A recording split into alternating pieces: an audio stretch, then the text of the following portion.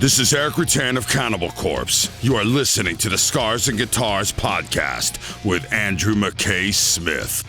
G'day everyone, and thanks so much for tuning into this chat featuring the one and only Tarja. Yes, sorry, I can't do the rolling R thing that is required when you're pronouncing her name, as she will demonstrate later on in the chat, but you know who we're here to have a listen to a conversation with. She is such a lovely, classy lady, I must say. It was an absolute pleasure to have this conversation. And the topics feature her recent, it might be soon to be released, actually, the greatest hit style package. It's called Best of Living the Dream. So, of course, we talk all about that, given that is the catalyst for our introduction and whether or not she'll be able to bring the show on the road. But a chat with Tarja isn't complete unless you dive into many other aspects of her extraordinary career. We discuss the split with Nightwish, what her relationship is like with Nightwish vocalist Floor Jansen, and all about Tarja, the moments that give her the greatest source of pride throughout her career, and given her standing within the industry, any advice that she wants to give to anybody talented enough to start a career in the music business. Now, I have selected a song. This one is called Dead Promises. It features one of the show's all-time fave interview subjects, Bjorn Speedstrid from Night Flight Orchestra, and also Soilwork. Yes, it is taken from the new album Best of Living the Dream, which incidentally will be out December 2nd, 2022, if you're curious. That song will only be played, incidentally, if you've tuned in via the podcast apps. For all of you people listening and tuning in via YouTube, you know the deal, can't play music. Either way, here's the tune, or here's the conversation with Tarja. Let's get into it. Hey. That is immaculate timing, I must say. Right on the dot. Bang on the dot. Thank you. Fantastic. How's things been? How's the calls? You know, this Zoom interaction things. Do you enjoy doing this sort of stuff? Yeah, I do actually. This is very nice because before it was, phone calls and you didn't get to see the face of a person you're talking to. So many times I've been having, interviews with several people that have been interviewing me through many years, and I have no idea whatsoever how they look like. So it's much better like this. I really enjoy this. Fantastic. Yeah, we did have a chat. When I say back in the day, I think it was 2019. So it was using the pre-Zoom setup, if you like. It was a conference bridge I think I had to dial in. Remember the conference bridges that we all had to dial into? And sometimes the call would drop out and you had no way of reconnecting. Yeah. I know. Well, luckily we have the technology. It's developing like crazy. I mean, it's hard to keep up. I mean, sometimes, the music industry, where it is at that moment and all that, it's been a huge change for all of us. So it is a huge change. You're right. Yeah. How have you coped with everything? I realise that you're a solo artist, but you do have a machine around you and the like. Was that very challenging through the COVID period? It's always, I need to really keep it up, and it's a hard work. In all, to be a solo artist today, international artist, that I'm not only focused in one territory, I'm focusing globally. So it's really, really hard work. It's hard work, but in a way, I'm still not to say like a conservative, but I'm like a old fashionable, this type of a person, artist that still want to do the physical albums and still want to work with the artworks and all that. It's a super important part of the visual art of my work is super important to me. So, and I have a lot of hardcore fans that are still willing to buy the physical albums, and so it's still important. So it's not all digitalized yet. Yeah, thank God for that. Yeah, the product, if you're a music fan, you want the physical copy. Usually it's vinyl, but I notice cassettes are doing a resurgence these days. And CDs, for those of us who still have cars that don't quite have the Apple CarPlay system and all the rest of it. But you make a great point there about your overall package, and you do have a great new package out, which is your greatest hits package called Best of Living the Dream. Yeah, one comment, though, I also feel as though it could have been called Blazing a Trail, because that's actually what you did.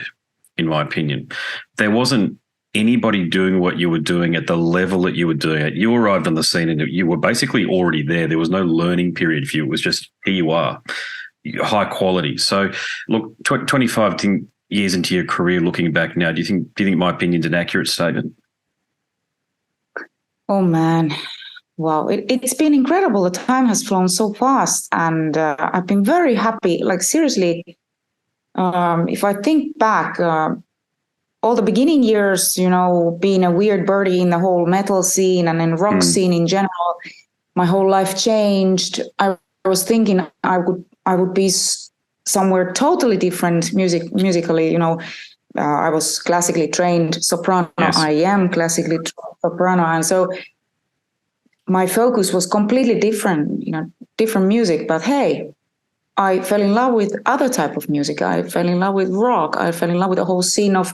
There is just so much beautiful music around here, and that is happening for my fans at the moment, and has been happening through all these years, through the 25 years they've been following me, some of them, and that's the beauty of music. And I've lived seriously my life with such freedom.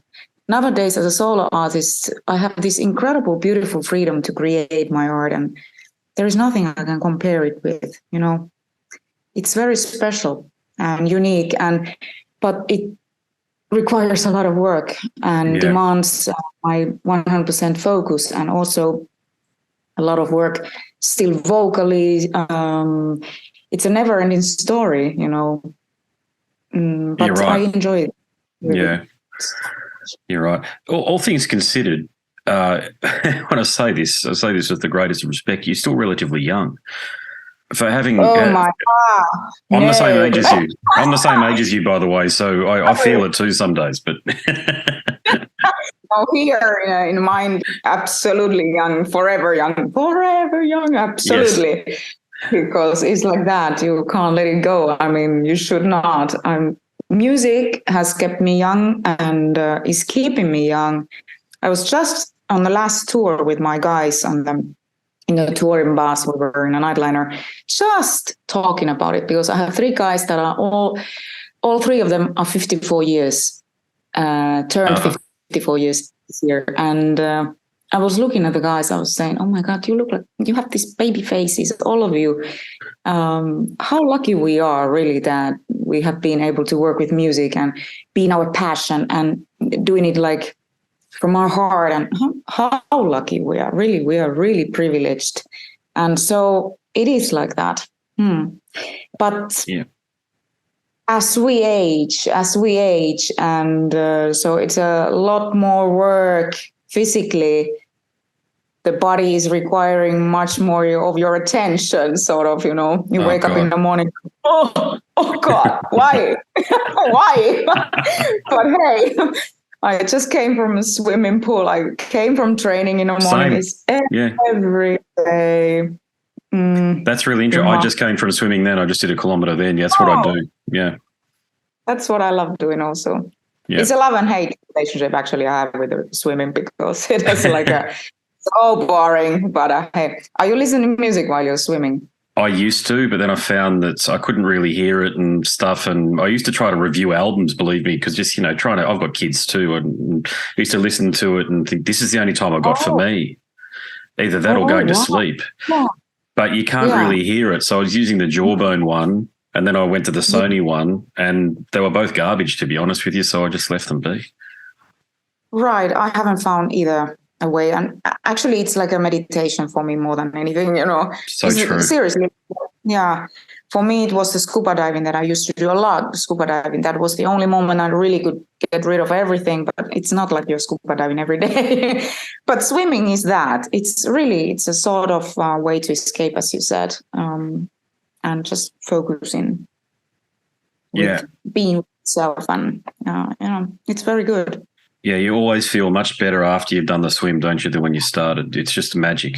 It's like a meditation on your mind, and insofar as it gives you more serotonin. Exactly. It's really good. Yeah. Was it a challenge for you to pick the songs that landed, that became part of this Living the Dream package?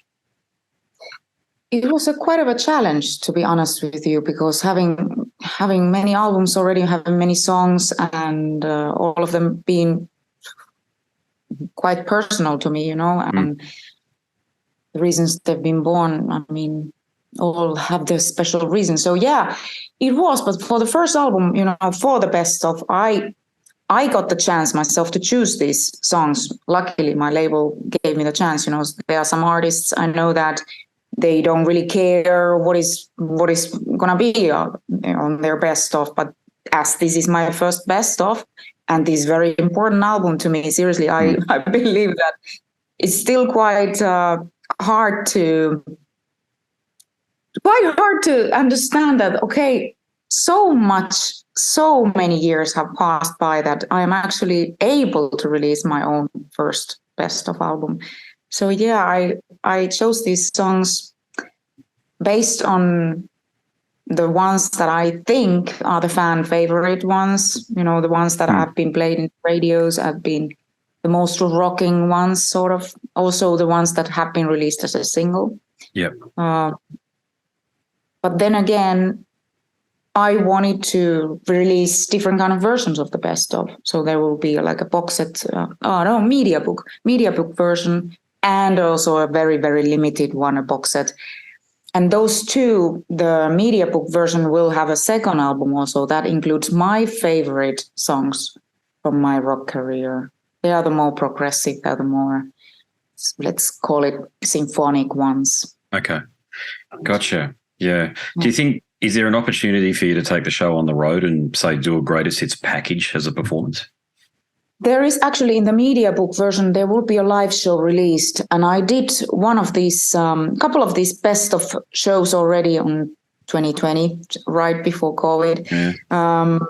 And one of these shows being filmed in Bucharest will come out now in this media book. And it was together with 60 musicians, a really beautiful experience. And I really hope to get back on the road with all these guys and continue doing these big shows with the best of. So our plan is for next year to do best of shows.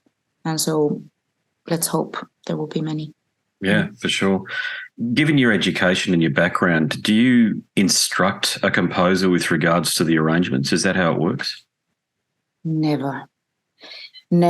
Because when I myself write songs, I write more and more songs alone nowadays than with someone else. But when I write, I have needed to get rid of all kind of everything that I've learned, Oh, really? Because yeah.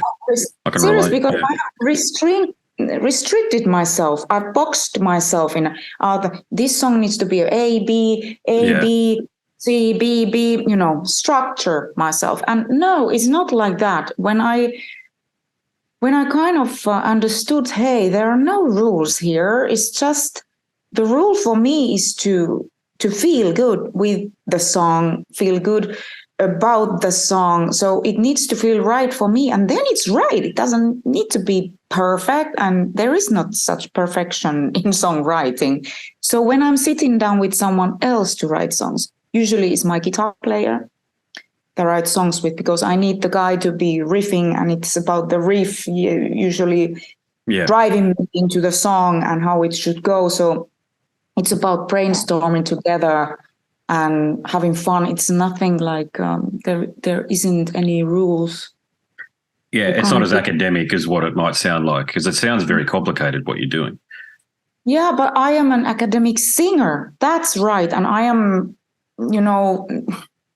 here I'm doing the work, but I am not putting it out there. I'm doing the work within me as an academic singer and with all my knowledge. Yes, when I start doing, for example, the string arrangements or orchestra arrangements, there I can be, discussing a lot about this fact of how and which instruments and where and because I love that kind of things. Mm-hmm. But when it comes to rock, it's more free and, mind flow. I can imagine. Yep. Yeah. Now, here's an interesting one for you. I thought about this question. Given your history and that it has been 25 years, if you could give yourself any advice, say just before the release of Angels Fall First, what do you think you'd say to yourself? For that young girl, first of all, I was very kind of shy. I am still, but I was very shy in the beginning of it all. I did not know, well, no one knew what to expect from the future, but I would say to that young girl that be brave and to find your voice and don't let others abuse you in any way, you know. Mm-hmm. That was the thing that I didn't have it in me. I didn't have the courage to really face people and say, hey, now could you please stop or do things differently? We should find a way. So, but because I was so young and I was excited about everything, and it was so new world in front and all that, and I didn't want anybody to get hurt. I was just going with the flow, and I suffered. Then that was the thing. I suffered, and this is the thing that I would definitely say for that. Like, just be more brave, you know. Yeah, I think you're hinting at a few things there, so I hope you don't mind me asking about Nightwish here. But look, with the benefit of hindsight, do you look back on the split with Nightwish as something that did it absolutely have to happen, or do you feel as though? Oh, you do, yeah. Absolutely had to happen. Yeah, I was willing to, go away for a long time already. I was not happy. No one was happy. We were miserable. And I did tell them about my decision, but it was not understood.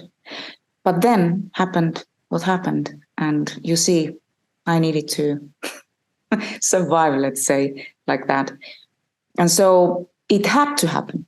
The way it happened, absolutely not like that. I would have wished it to happen differently, but it happened how it happened. And at the end of the day, I can only tell you that I am super blessed, seriously, that I could start creating music for the first time on my own and to feel my wings. I was not sure if I was able to, if I had it in me. But after all these years, I can say, those doubts that I have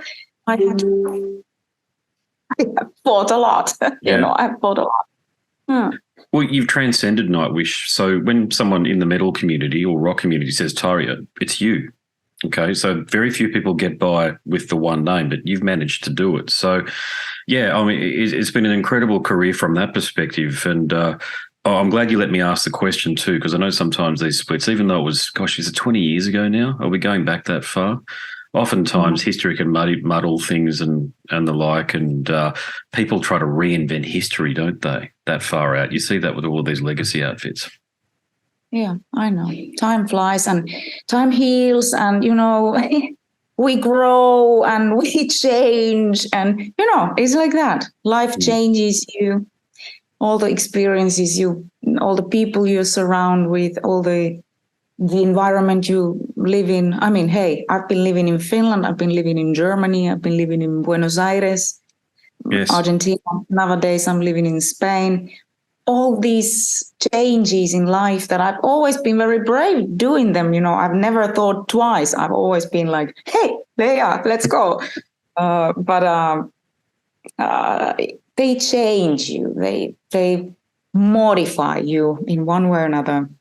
And it's good. It's really good. You're a citizen of the world, but do you still feel Finnish deep down? Absolutely. That no one can ever take that part away from me. No one can ever take. I'm really waving the Finnish flag very proudly in the world. I mean, seriously, I'm a Finnish woman and I will always be a Finnish woman. And even though I don't live there anymore, I haven't lived there for such a long time, but there are always certain things that I miss in from my country, and my family lives there. My very, very good friends, I miss them dearly. They live there. And I go there back and forth, with the work time to time. But you know how they say, many times you talk with someone that has not been living in their home country for a long time. It's good to go and visit. And then it's better to come back, and somehow like, you're a change of emotions, in the meantime, you need to find your place where you feel comfortable in, where your heart is. So true. There you are. Yeah, so very true. I'm from Sydney originally, and I can't stand the place, to be honest with you. I go back, and I have a rule: if I go to Sydney to visit my family, I fly in the morning, then I fly back in the same day because I don't like staying there overnight. So it's just grown to become a filthy bloody city, to be honest with you, and people are rude and all the rest of it. But that's probably just my take on things too, But if I can really relate to what you just said, it's nice to go, but it's nicer to come back. It is. Yeah. Which moment gives you the greatest source of pride from throughout your career? Oh man, that is a very, very difficult question. I have to say that the beginning of it all, in 2007, 2006-2007, when I started to work on my first album, it was all like I needed to find new people to work with, musicians, the label. And I felt this huge pressure on my shoulders because having a successful career with the band before, and everybody wanted to like a piece of me, a hair of me. I mean, seriously, it was like one person was dragging me that side and to the other one, opposite direction. And I needed to keep my mind about things. I needed to find my way and the voice. And I needed to be able to direct people and say, hey, this is what I want, and that is not what I want. And, really find my way. And it was a struggle. It was such a struggle. And I feel that the first album is super innocent in that sense that, if I would record now the album, and if I would be the one producing the album, because there was a producer on board on the first album, so it would be different. But hey, I'd rather leave it there because it's an innocence. The beginning of my path is a very important part of me. And it gave me the wings to start my career. So, but that I am very proud that I kind of found my voice, my sound, my style on the first album. And then it was just easy to take the control afterwards and to go with the flow. At fan meet and greets, this sort of thing, when you're at festivals, do you find that the Nightwish hardcore fans, are you getting more of them coming up to you and wanting old stuff signed, or is it starting to fade into the distance, so to speak? Always there have been Nightwish fans in my concerts. Always, but they already know I don't play the songs from the band. Yeah. If I play one song in a night, that it's okay, and they are fine with it, and because they're supporting me as well. It's like they found the music at that time when I was there. It's absolutely amazing. They're still there. They see me grow. We've been growing together. The support I'm getting is unbelievable. Of course, I have my fans, that have discovered my music nowadays, in the recent years, and also those people that are not or have never been listening metal. They're coming to my shows. Sure. Lots of them. Music lovers in general. It's a great bunch of mix of people coming to my shows, actually. You would have Sorry, because I do a lot of different kind of events as well. Like, for example, now in 1 week, I'm going to start the Christmas tour again for 3 weeks. So yeah. Oh, nice. In these concerts, there are a lot of people coming, metalheads and music lovers, people that like to go to see an opera, all kinds of people. Grandparents with their grandchildren, and even. Multi-generational, you cut across all facets of society, all types of different people. And the point I was about to make a moment ago was there would be, you never know for sure, but I would wager there'd probably be more people that got into you as a solo artist and only know you as a solo artist, because I never hear you referred to as the ex-singer in Nightwish. You're just Tarja. Yeah, well, of course, there is still there sort of, see some promoters, even some promoters are using the ex Nightwish in their posters. And I'm like, seriously, how many years have passed by? Yeah. But I don't mind about that either. I really don't mind about it because it's a very important part of my career, the beginning of it all. And, I got a chance with having the experience being a soloist in a band for such a member of a band for such a many years to start up my own. And it's a very important time. But the thing is that, of course, I'm Tarja. And I have had a longer career, many more albums than I had done with the band. But hey, time flies. It's unbelievable, really.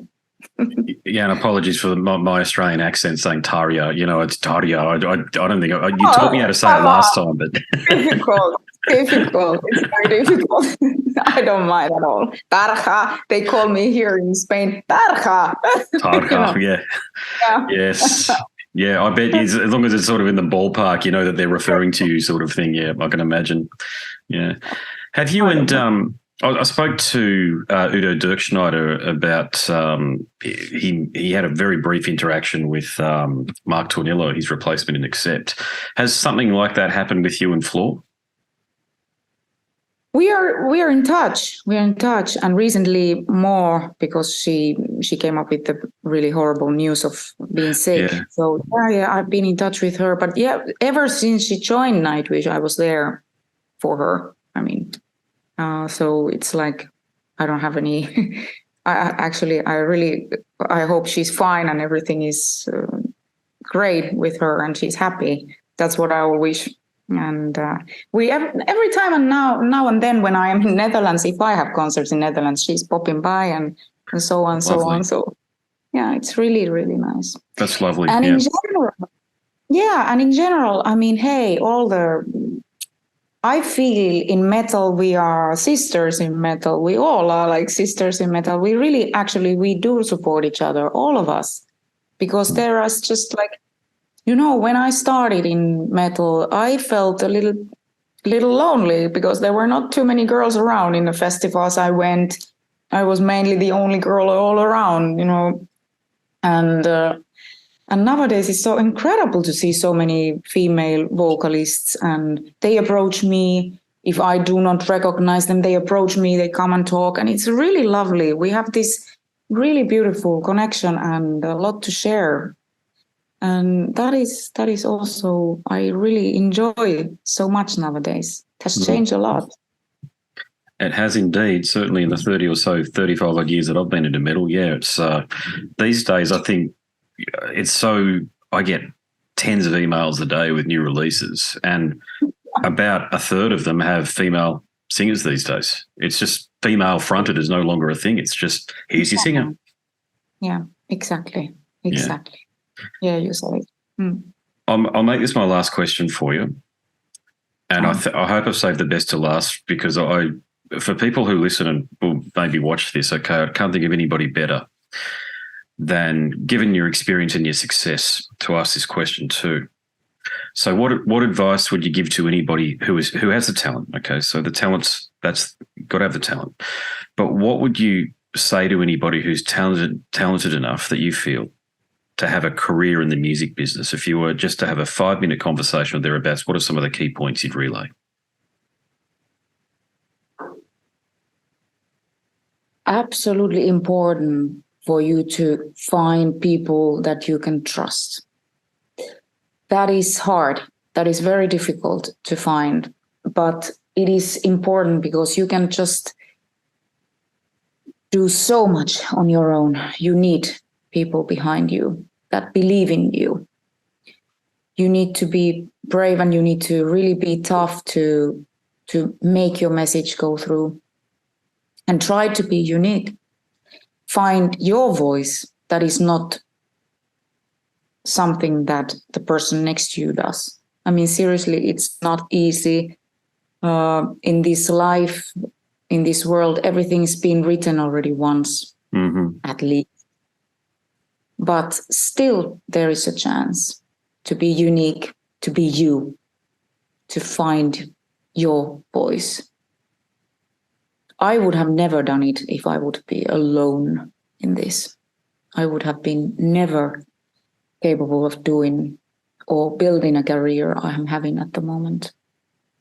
as an artist, because we artists, we are cuckoos in a way. We want to focus in art, but we need good people behind us that could make our art visible and, out there. What role do you think luck plays in it? Is luck not the defining characteristic, but does it play a more significant role in what people may realise? Of course, yeah. I feel personally I've been super lucky. Yeah, I have. Luck, yeah, but it's about the work more than anything. You can't expect that someone would come to your door to knock your door if you wouldn't fight your way out of your place. You need to go and knock the doors. That's the thing.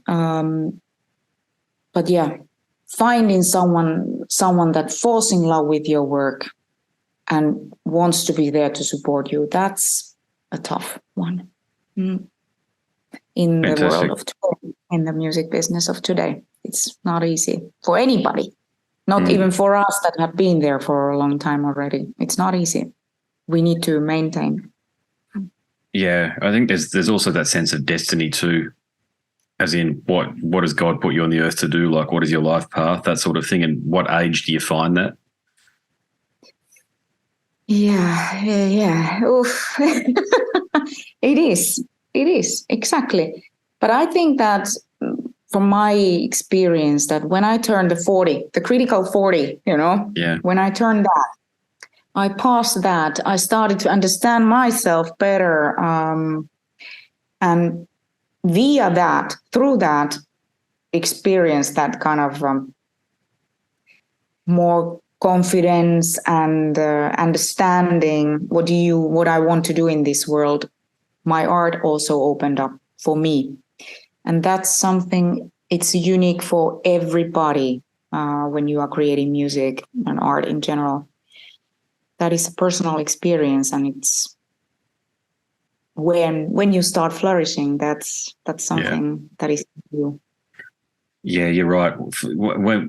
When you realise who you are and you've got an audience and you've got the opportunity to continue being who you are, it's just a matter of finding the right components to keep you going, and realising that everybody has a bad day. These of course just my musings on anything in life really, but I'm a muso too, and it's just can be, even in local cover bands here, it can be so difficult at times, just because of the personalities. People turn up, they've had a bad day, they've had a fight with their wife or husband or whatever it might be, or their kids are getting bullied at school or something like that, and they're in a bad headspace, and it's because it's a creative pursuit that requires a lot of practice and a lot of dedication. You just feel it putting a dampener on the night, but you've got to be there to support each other too through all of that. But it's a very, I think Steve Harris or Rod Smallwood said it best. If with all of their success considered, if they knew how they did it, of course they'd put it into a package and sell it for $1 million or whatever. Hello. If we would know how to write hit songs, all of us. I mean, if there would be a formula to write the hits, I mean, everybody would do the same. Exactly. There isn't any formula. I mean, no, it's just live and learn and, discover. It's like that. Yeah, live and learn indeed, yeah. Well, Tarja, it's been an absolute honour again. I hope we can catch up sometime in the near future on the next release, or maybe even down here when you visit here again. I'd love to. Haven't seen you perform yet, and you're definitely on one of my bucket list performers I need to see. Thank you so much. We are working on the Australian tour, so I really hope that will eventually happen one day very soon. So fingers crossed. Yeah, definitely. Love to visit. No worries. Well, good luck with everything. Congratulations again on everything you've achieved and accomplished. Thanks very much for your time. Really appreciate it. Thank you so much. Have a beautiful day. Night for you. Night time, day for you. No worries. Okay. God bless. Take care. You too. Bye-bye. All class, isn't she? A very, very good example. Maybe the premier example of why I enjoy conducting conversations for the podcast. Magnificent. If you enjoyed listening to that chat with Tarja, maybe you like listening to many more conversations with musicians from the world of heavy metal, extreme metal and beyond, so go across to scarsandguitars.com where you'll find a bevy of conversations for you to dive into. And if you like listening, maybe you like reading as well, because I've written a book about the show, Scars and Guitars, Conversations from the World of Heavy Metal and Beyond. Click the link in the banner, you'll be taken to a marketplace. Download a sample, I encourage you to do that. Try before you buy, and if you do complete a purchase, please hit me up because I want to thank you personally. I've got some more information to share with you about the book, but before we do that, I want to bid you a fond farewell. My name is Andrew Mackay-Smith, and I'm the host of the Scars and Guitars podcast series. Until next time, it is a very goodbye for now. This is Eric Rattan of Cannibal Corpse. You are listening to the Scars and Guitars podcast with Andrew Mackay-Smith. I've been the host of the Scars and Guitars podcast since 2017. The first musician I interviewed for the show was David Vincent from Morbid Angel, and things have just snowballed from there.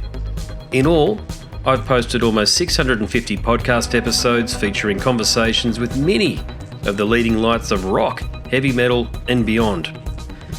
It just got to a point where I thought, I need to write a book about all this, so that's exactly what I did. In Scars and Guitars Volume 1, you'll read a heap of deep reveals and commentary, such as Des Fafara talking about Cold Chamber and why the band will never return. You know, if you're a band just starting out, you need to hear me. Do not start a band with partners. Ever. Yeah, wise words there. Sage advice, mate, for anybody. Don't ever, because I can't go do Cold Chamber right now unless I get others involved. Phil Anselmo talks about the episode in his career which gives him the greatest sense of accomplishment.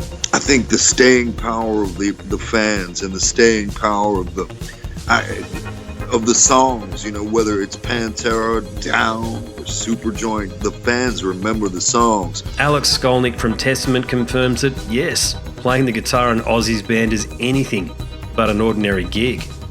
Will Silent Oz from Dimmu Borgir write a book? Pa from Sabaton gives advice to people who want to start a band. Look at the team around you, look at the bandmates. If the guys want to be on the stage, then it's all cool. If the guys want to be backstage, then it's not going to be cool.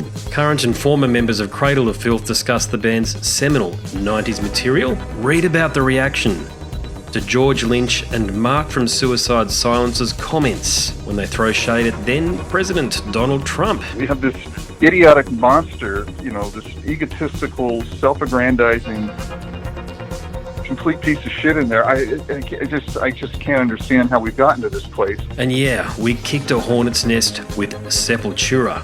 Percussive overlord Gene Hoglan talks about recording with Chuck Schuldiner. Chuck was always, he was very open-minded, and he was into having his musicians that were playing with him just reach out for the best stuff that they had. Phil Campbell from Motorhead discusses what it takes to get sober. John Five answers his critics who dismiss his tenure with Marilyn Manson.